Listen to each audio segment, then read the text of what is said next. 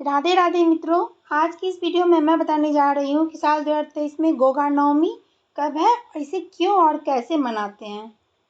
भाद्रपद मास की कृष्ण पक्ष की नवमी जो आती है उसे गोगा नवमी के पर मनाया जाता है। इसको गुगा नवमी भी कहा जाता है। गुगा नवमी पर जहाड़पीर गोगा की पूजा अर्चना की जाती है।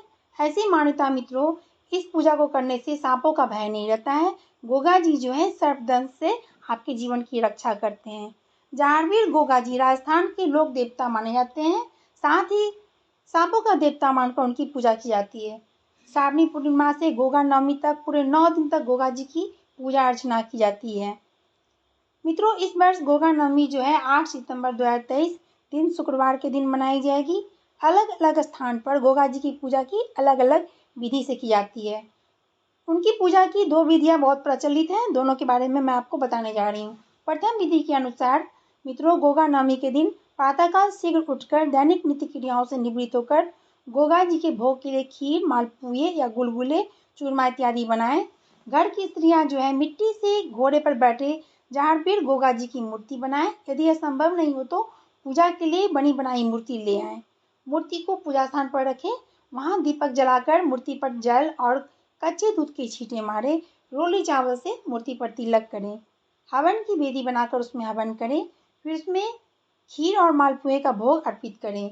भीगी हुई दाल गोगा जी के घोड़ों के आगे रखें। पूजन के बाद गोगा जी की कहानी सुने, कहें और सुने। कहानी सुनने के बाद गोगा जी के भजन गाएं। गोगा जी का एक प्रिय भजन इस प्रकार है।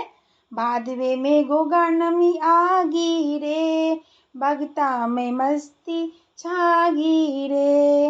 इस प्रकार से यह भजन है, गाएं प्रेम पूर्वक। कुछ स्थानों पर ऐसा प्रचलन है कि बहनें अपने भाई को रक्षाबंधन पर जो राखी बांधती है उस दिन गोगा जी को चढ़ाई जाती है। अब मैं द्वितीय विधि के बारे में बताने जा रही हूँ।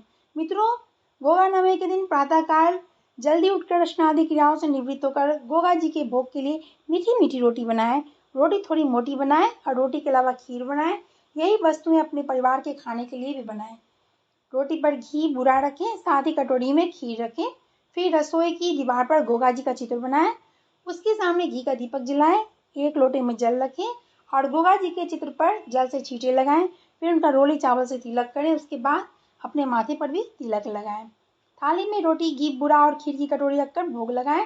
तत्पश्चात गेहूं के दाने हाथ में लेकर कहानी सुने। उसके बाद गोगा जी के सामने धूप लगाकर उनसे प्रार्थना करें। हे गोगा जी महाराज, मुझ पर और मेरे परिवार पर अपनी कृपा बनाए रखना। मेरी गलतियों को क्षमा करना। हमारे परिवार में सुख समृद्धि आए, ऐसी दया और कृपा करना। फिर भोग की थाली का सामान किसी साधु या कुम्हार को दे दें और लोटे के जल के पौधों में डाल दें। उसके बाद घर के लोग मीठी रोटी और खीर का भोजन करें। ऐसी मान्यता है मित्रों, जहाड़वीर गोगा जी की पूजा करने से जातक का जीवन सर्पदंश से सुरक्षित हो जाता है। गोगा जी की कृपा से जातक की सभी मनोकामनाएं पूर्ण होती है। संतानहीन को संतान की प्राप्ति होती है। बच्चों वाली महिलाओं के बच्चे दीर्घायु होते हैं। गोगा जी उनके बालक के जीवन की रक्षा करते हैं। सौभाग्यवती स्त्रियों के अखंड सौभाग्य की प्राप्ति होती है। घर परिवार में सुख शांति बनी रहती है। ऐसी मान्यता है मित्रों, यदि किसी के घर में सर्प आ जाए तो उसे गोगा जी की तस्वीर या कच्चे मूर्ति पर कच्चे दूध की छींटे देना चाहिए। इससे सर्प बिना किसी को नुकसान पहुंचाए चला जाएगा। तो मित्रों, अब आपको मैं गोगा नवमी की कहानी सुनाने जा रही हूँ। बोलिए प्रेम से गोगा माता मैया महारानी की जय।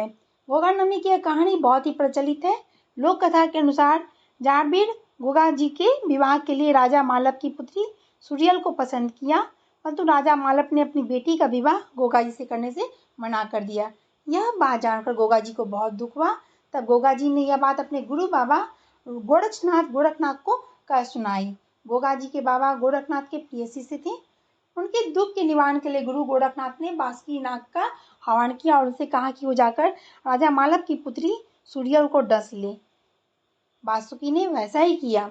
बासुकी नाग के विष की काट राजा मालव के वैद्य के पास नहीं थी, इसलिए वहां का कोई भी वैद्य विष के प्रभाव को नहीं काट सका।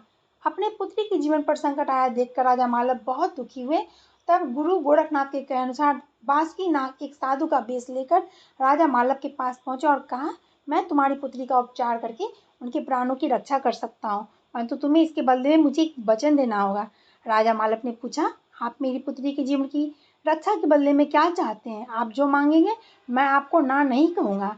तब साधु के वेश में आए बासुकी नाग ने उनसे कहा, आपकी पुत्री की विवाह राजा जेवर सिंह के पुत्र जावेर गोगा जी से करना होगा। राजा मालव ने अपनी स्वीकृति दे दी। तब साधु वेशधारी बासुकी नाग ने उन्हें गुग्गल मंत्र का जाप करने के लिए कहा। गुग्गल मंत्र के जाप से उसके प्रभाव से राजकुमारी का स्वास्थ्य ठीक होने लगा और उस पर से विष का प्रभाव समाप्त हो गया। तब राजा मालव ने अपने वचन का पालन करते हुए अपनी पुत्री सूर्यन का विवाह गोगा जी के संग कर दिया। तो आई होप मित्रों आपको मेरे द्वारा बताई गई ये जानकारी, ये कथा अच्छी लग रही होगी और थोड़ी सी पसंद आ रही तो प्लीज़ वीडियो को लाइक कीजिएगा और चैनल को सब्सक्राइब करना बिल्कुल नहीं भूलिएगा। मैं मिलती हूँ आपसे अगली नई वीडियो में, तब तक के लिए प्रेम से बोलिए राधे राधे।